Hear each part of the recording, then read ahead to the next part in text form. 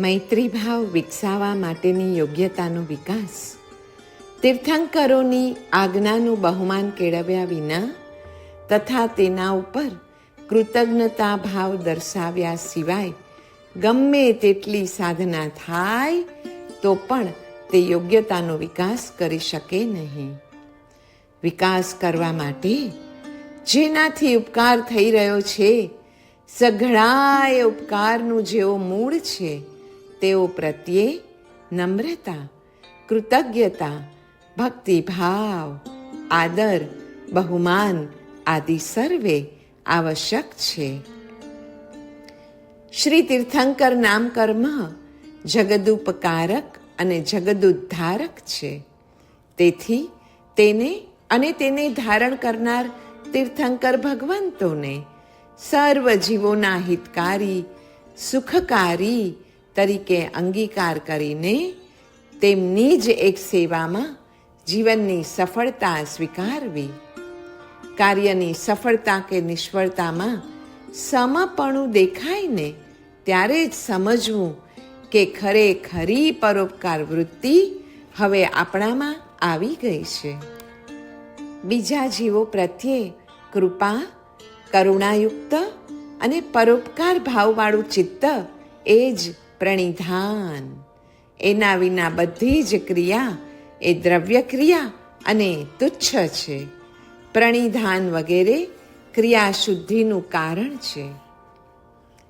પરોપકાર અને વિનયનું સ્વરૂપ એટલે શ્રી ગૌતમ સ્વામી તથા મહાવીર પરમાત્મા. ગૌતમ એટલે નમો. તેઓ કૃતજ્ઞતા અને વિનયનું સ્વરૂપ છે. મહાવીર એટલે અરિહંતાણમ.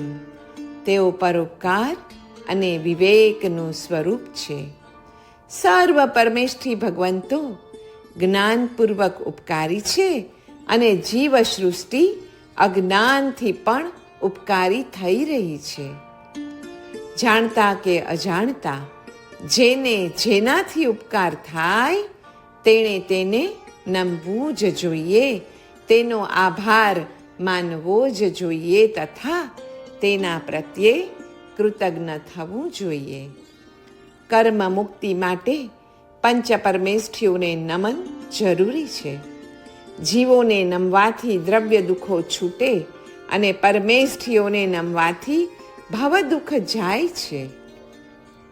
એકથી અધોગતિ અટકે તો બીજાથી ઉર્ધ્વગતિ થાય છે. સર્વ જીવોએ દ્રવ્યથી પણ કાંઈ ને કાંઈ લાભ તો કર્યો જ છે. તેથી તેમને નમવું જોઈએ. સાચો દાતાર તો યાચકને પણ નમે. સર્વ પ્રત્યે નમનનો ભાવ આવ્યા વિના પરમેષ્ઠી પ્રત્યે અંતરથી નમન ભાવ ઉગતો નથી. ઈશ્વરને માનવ તરફથી મોટામાં મોટો જો કોઈ અસંતોષ હશે તો તે હશે કૃતજ્ઞતાનો. કૃતજ્ઞતા એ શુદ્ધ જીવનું લક્ષણ છે, જ્યારે કૃતજ્ઞતા એ પામર જીવનું લક્ષણ છે. કૃતજ્ઞતાનો અભાવ જીવને અંતે નાસ્તિક બનાવે છે. જીવો ઉપર આત્મતુલ્ય ઉપકારીપણાનો ભાવ આવે તો જ પરમેષ્ઠીઓ પ્રત્યે ઉપકારીપણાનો ભાવ શક્ય છે. એક જગ્યાએ જે ઉપકારી બન્યા તેઓ પ્રત્યે બહુમાન ન જાગે તો બીજા પણ અધિકારીઓ પ્રત્યે બીજી જગ્યાઓએ પણ ઉપકારીપણાનો ભાવ આવી શકવાનો નથી. જે ઉપકારી બને તે સર્વ પ્રત્યે નમનનો ભાવ લાવવો જ જોઈએ. 1,00,000 નૌકારનું ધર્માનુષ્ઠાન ક્યાં કરવું જોઈએ? આબુજી અને રાણકપુર ઉભય તીર્થ સ્થળે 1,00,000 નૌકાર જાપના ધર્માનુષ્ઠાન થવા જ જોઈએ. એ ધર્માનુષ્ઠાનો કરવાથી મૈત્રી સહિતની વિશ્વ વાત્સલ્યની ભાવનાને અધિકાધિક વેગ મળે છે. આ તત્વ શ્રી રાણકપુરજી તીર્થમાં મને સમજાયું છે કે એક જગ્યાએ કૃતજ્ઞતા ભાવ બતાવવામાં આવે અને બીજી જગ્યાએ તે બતાવવામાં ન આવે તો જે જગ્યાએ બતાવ્યો એ જગ્યાએ તે ગુણરૂપ નથી, પણ ગુણાભાસ રૂપ છે. જ્યાંથી જે રીતે અને જેટલો ઉપકાર જીવને બીજા તરફથી થઈ રહ્યો છે, ત્યાંથી તે રીતે અને તેટલો ઉપકાર સરળતાથી સ્વીકૃત થાય તો જ તે ગુણ બને. એ રીતનો સ્વીકાર જ જીવને ગુણરૂપ થઈ પાત્રતા વિકસાવી અધિક સામગ્રીનો અધિકારી બનાવે. અજ્ઞાનીને સુખ સ્વપ્ન જેવું લાગે અને દુઃખ દરિયા જેવું. જ્ઞાનીને એ જ સુખ સમુદ્ર જેવું લાગે અને દુઃખ ટીપા જેટલું જ લાગે. કૃતજ્ઞતા ગુણવાળાને સુખ વધારે, દુઃખ ઓછું લાગે છે, કેમ કે તેઓ સુખનો વિચાર વધુ કરે છે, દુઃખનો નહીં. જે આંબાને પ્રથમ મોર આવ્યો હોય એને જ ફળ આવે. ઇહલૌકિક સુખ પણ કૃતજ્ઞતા વડે જ અનુભવી શકાય. પરોપકાર પુણ્ય માટે અને પરપીડા પાપ માટે થાય છે. પણ નમો બોલીએ તો નમોમાં કૃતજ્ઞતા છે, પરાર્થકારિતા છે, ઉપરાંત આત્મસમદર્શિતા અને પરમાત્મ સમદર્શિતા છે. કૃતજ્ઞતાની સાધના માનવ જન્મના મુખ્ય ફળ રૂપ છે. જ્યાં દયા, દાક્ષિણ્ય, વિનય, વૃદ્ધાનુસારિત્વ, અક્રૂરત્વ, પ્રકૃતિ સૌમ્યત્વ, અક્ષુદ્રત્વ અને મધ્યસ્થ સૌમ્ય દ્રષ્ટિત્વ છે, ત્યાં જ આત્મસમદર્શિત્વ ભાવનો શુભ અભ્યાસ ગણવો. જ્યાં કૃતજ્ઞતા, પરોપકાર, દીર્ઘદર્શિતા, સૂક્ષ્મદર્શિતા, લબ્ધલક્ષિતા આદિ ગુણો છે, ત્યાં પણ નવકાર જ છે.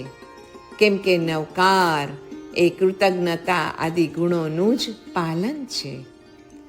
સર્વ પાપના આશ્રવનું કારણ કૃતજ્ઞતા છે અને સર્વ અમંગળનું મૂળ અનાત્મ ભાવ છે. નવકારથી આત્મભાવ કેળવાય, જે પરોપકારને પુષ્ટ કરે. નવકાર વડે કૃતજ્ઞતા અને પરોપકાર એ બે ગુણ કેળવાતા હોવાથી તે પરમ મંગળરૂપ, કલ્યાણકર, પુણ્ય સંચય રૂપ અને પાપનાશ રૂપ છે. અધર્મનો નાશ અને ધર્મની વૃદ્ધિ તેનાથી જ સધાય છે. નમો એ કૃતજ્ઞતાનું પ્રતીક છે અને અરિહંત આદિ સર્વ એ પરોપકારના પ્રતીક છે. જેમ પૂતગલ પ્રત્યે સર્વથા અભેદનું જ્ઞાન ક્લેશ અને કર્મબંધનું કારણ છે, તેમ જીવો પ્રત્યે અનાદિ અવિદ્યા અને મોહવશ સર્વથા ભેદનું જ્ઞાન પણ નિહિસ્નેહતા અને નિરપેક્ષતા લાવનાર હોવાથી પરોપકાર અને કૃતજ્ઞતા ભાવથી શૂન્ય બનાવે છે. એ બે ભાવના અભાવમાં મુક્તિ અશક્ય જ બને છે. જીવોમાં જગત પ્રત્યેની મમતાથી પરાર્થ ભાવ જાગે અને અહમતામાંથી કૃતજ્ઞતા ભાવ જાગે છે.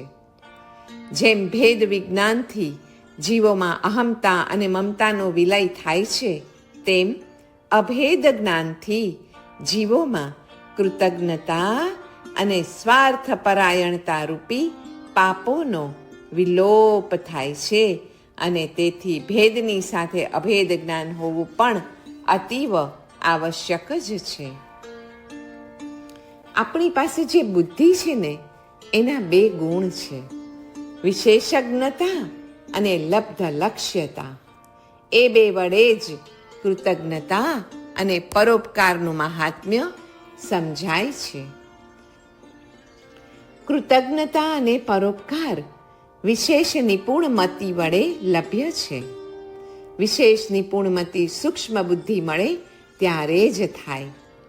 જ્ઞાનના સાધનો વડે પોતે બીજા ઉપર કરેલ ઉપકારોનું સ્મરણ રહેવું અને બીજાએ પોતા ઉપર કરેલા ઉપકારોનું વિસ્મરણ કરવું તે ભયંકર દુરુપયોગ છે, કેમ કે તેથી કેવળ સંકલેશ જ પેદા થાય છે. આ સંકલેશ તો જ શમે જો જ્ઞાનના સાધન વડે બીજાના થતા ઉપકારોને યાદ રાખીએ અને અપકારોને ભૂલી જઈએ. અપકારની અપેક્ષાએ ઉપકારની સંખ્યા વધારે જ હોય છે. ઘણા ઉપકારો વચ્ચે એકાદ અપકારને યાદ કરવો એ કૃતજ્ઞતા, દુઃખ અને ક્લેશજનક છે. અપકાર યાદ રાખવાથી કશાયો પેદા થાય, જ્યારે ઉપકાર યાદ કરવાથી આનંદ, સંતોષ અને ઉલ્લાસ વધે છે. તેથી જ કૃતજ્ઞતાને ગુણ મનાય છે અને માનવ મનમાં રહેલી કૃતજ્ઞતાને દુર્ગુણ. કૃતજ્ઞતા સંતોષજનક છે, કૃતજ્ઞતા સંકલેશજનક છે. વિશ્વના ઉપકારો લઈને આપણે જીવીએ છીએ, તેથી આપણને મળેલા સાધનો વડે બીજાનો ઉપકાર કરવો એ આપણો ધર્મ છે, ફરજ છે, કર્તવ્ય છે. જ્ઞાનનું સાચું ફળ પણ એ જ છે કે બીજાના ઉપકાર પ્રત્યે કૃતજ્ઞ રહેવું અને સ્વાર્થપરાયણ રહેવાથી સ્વ પરને કેવળ સંકલેશ છે એમ સરળતાથી સ્વીકારવું. બીજાના ઉપકારને ન ભૂલો, અપકારને ભૂલી જાઓ તથા પોતે કરેલા અપકારને ક્યારેય પણ ન ભૂલો, પણ પોતે કરેલા ઉપકારને ભૂલી જાઓ તો જ સુખ અને શાંતિનો અનુભવ કરી શકાય છે. જગતમાં ઉપકારનું પ્રમાણ વધારે છે, અપકારનું અલ્પ છે. તેથી અલ્પ અપકાર યાદ રાખવાનો આપણને અધિકાર નથી, કેમ કે આપણે અધિક ઉપકાર લઈએ છીએ. બુદ્ધિનો સદુપયોગ ઉપકારો પ્રત્યે કૃતજ્ઞ રહેવામાં અને સ્વાર્થપરાયણતાને સર્વથા ત્યાજ્ય માનવામાં છે. જ્ઞાનના સાધનો મળવા છતાં પણ જે કૃતજ્ઞને બદલે કૃતજ્ઞ બને તે નરકનો અધિકારી છે. પરાર્થને બદલે જે સ્વાર્થને જ મુખ્ય માને તે પશુ તુલ્ય છે. દીર્ઘદર્શિતા અને પારિણામિકી બુદ્ધિ એ બે એક જ છે. દેવ અને ગુરુ, સંઘ અને સાધર્મિક અકારણ વત્સલ છે. સાચું બહુમાન કૃતજ્ઞતા ભાવજનિત જ હોય છે. એવા બહુમાનથી ક્ષાંત્યાદિ, જ્ઞાનાદિ ગુણોની વૃદ્ધિ થાય છે, કેમ કે તેથી માન જાય છે, વિનય આવે છે, કોપ થતો નથી અને વંચના કરવાનો પરિણામ પણ જાગતો નથી. બહુમાનથી પ્રસન્ન થયેલ ગુરુવાદી તરફથી જ્ઞાન, પદ, ગૌરવ ઇત્યાદિની પ્રાપ્તિ થાય છે. માણસમાંથી કૃતજ્ઞતા જાય અને કૃતજ્ઞતા આવે ત્યારે તે વધુ અને વધુ નમ્ર બને છે. એ નમ્રતા પછી તેને બીજા બધા જ ગુણો મેળવી આપે છે. દાન, શીલ, તપ, ભાવ, ક્ષમા, નમ્રતા, સરળતા, સંતોષ, દયા, જ્ઞાન, ધ્યાન આદિ ગુણો વડે પાપનો નાશ અને પુણ્યની પુષ્ટિ થાય છે. તે સર્વ ઉપકાર તીર્થંકર દેવોનો જ છે. ઉપકારીઓનો ઉપકાર માનનારને ઉપકાર થાય છે, માટે તે માનવો જોઈએ, નહીં કે ઉપકારીઓને તેની જરૂર છે માટે આપણે ઉપકાર માનીએ. ખરા ઉપકારી અને સૌથી મોટા ઉપકારી જે હોય છે તેમને પ્રત્યુપકારની ઈચ્છા કદી હોતી પણ નથી. એટલા જ ખાતર જો તેમનો ઉપકાર માનવાનો ન હોય તો જીવ કૃતજ્ઞ ઠરે.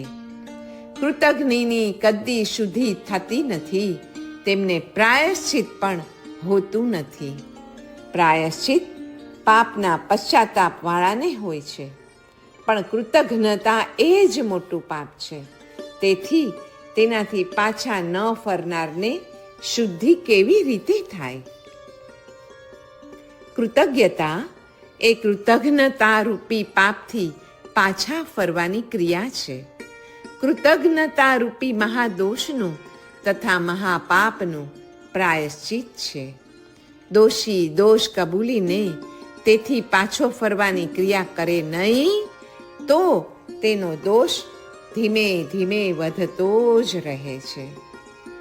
પાપ કરવા કરતાં, પાપ કરવા છતાં તેનો સ્વીકાર ન કરનારને અનંત ગણો દોષ અને મૂળ દોષનો ગુણાકાર થાય છે. કૃતજ્ઞતા રૂપી દોષથી મુક્ત થવા કૃતજ્ઞતા ગુણનું પાલન છે. તેથી તે ઉપકાર કરનારના પ્રત્યુપકાર રૂપ નહીં, પરંતુ કૃતજ્ઞતાથી પોતાને થતા અપકારના પ્રતિકાર રૂપ છે. મનુષ્ય માત્રનો પ્રથમ ધર્મ કૃતજ્ઞતા છે. તેનું જો તે પાલન ન કરે તો માતા પિતાથી માંડીને દેવગુરુ પર્યંતના સર્વ ઉપકારીઓનો અપલાપ કરનારો થઈને તે અનંત અનંત વિરાધક બને. મનુષ્યને સૌથી અધિક સાધનો મળ્યા છે. તેના ઉપર ઘણા ઉપકારીઓનો ઉપકાર છે. તેથી તેણે સૌથી વધુ નમ્ર, સૌથી વધુ કૃતજ્ઞ અને સૌથી વધુ પરહિતાર્થકારી થવું રહ્યું. અન્યથા તેની શુદ્ધિ ન થાય એટલું જ નહીં, પણ બીજી બધી જીવસૃષ્ટિ કરતાં અધિક દુર્ગતિ થાય. મનુષ્ય સાતમી નરકનો અને નિગોદનો પણ અધિકારી કહ્યો છે તે આ દ્રષ્ટિએ સુઘટિત છે. દેવગુરુ ધર્મનો અનાદર અનંતાનુબંધી કશાય છે. કૃતજ્ઞતા ભાવને ન વિકસાવનાર મનુષ્ય મોટી દુર્ગતિનો અધિકારી થાય છે. તેથી જ શાસ્ત્રકારોએ મનુષ્ય માત્રમાં આવશ્યક એવા સર્વ સામાન્ય ધર્મોમાં કૃતજ્ઞતા ગુણની પણ પ્રથમ ગણના કરી છે. તે ધર્મને જીવન પર્યંત મનુષ્યે છોડવો જોઈએ નહીં.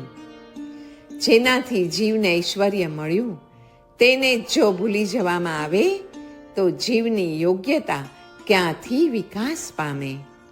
ઉપકારીઓને ભૂલી જનાર તીવ્ર કશાયને આધીન છે. માણસ ફરજનું કરજ લઈને જન્મે છે. એ કરજ અદા કરવામાં ન આવે તો આખો આ માનવ ભવ, માનવ જીવન વ્યર્થ છે. ઉપકારીઓને ન ભૂલવા એટલું જ નહીં, પરંતુ શોધવા માટે ફાંફા પણ મારવા જોઈએ. નમસ્કારમાં કૃતજ્ઞતા છે, ભક્તિ છે, જ્ઞાન છે, અને કૃતજ્ઞ અને ભાવહીન આત્મા હાર્ટલેસ ગણાય છે. કૃતજ્ઞતા એ કર્મયોગનું બીજ છે. ધર્મની ઉત્પત્તિનું મૂળ કૃતજ્ઞતા ગુણ છે. જે માણસમાં કૃતજ્ઞતા નથી તેને ધર્મની શરૂઆત જ થતી નથી. બધા દોષોમાં કૃતજ્ઞતા એ સૌથી મોટો દોષ છે. એ જ્યાં સુધી ન ટળે ત્યાં સુધી તેને ધર્મનો અધિકાર જ પ્રાપ્ત થઈ શકતો નથી. કૃતજ્ઞ આત્મા પોતાને ક્ષમા કરી શકતો નથી, બીજાને ક્ષમા કરે છે. પોતે દેવાદાર છે, મોટું દેવું ચૂકવી શકતો નથી, તેથી પોતાનું સ્વલ્પ લેણું જતું કરી શકે છે. આવો છે કૃતજ્ઞ આત્મા. શેઠની સહાય વિના જેમ આગળ વધી ન શકાય, તેમ સમર્થની સહાય વિના પણ મોક્ષ માર્ગ કાપી શકાતો નથી. જગતને પૂર્ણપણે જાણવા છતાં પણ જે પોતાને જ ન જાણે તેણે કાંઈ જાણ્યું નથી, અથવા જાણવા છતાં કાંઈ જ મેળવ્યું નથી. શરણગમન એ કૃતજ્ઞતા ગુણનો વિકાસ કરાવવાની સાથે પરહિતાર્થની ભાવના પણ વિકસાવે છે. જે ભાવના પુણ્યાનું બંધી પુણ્યનું ઉપાર્જન કરાવીને જીવને મુક્તિપુરીમાં લઈ જાય છે.